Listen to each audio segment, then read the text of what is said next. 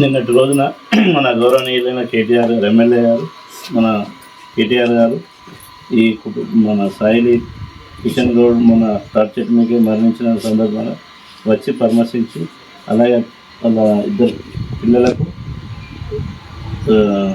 2 లక్షల రూపాయలు డిపాజిట్ చేసి అలాగే వాళ్ళ పిల్లలను కూడా చదువులకు ఖర్చు కూడా సారే చూసుకుంటానన్నాడు.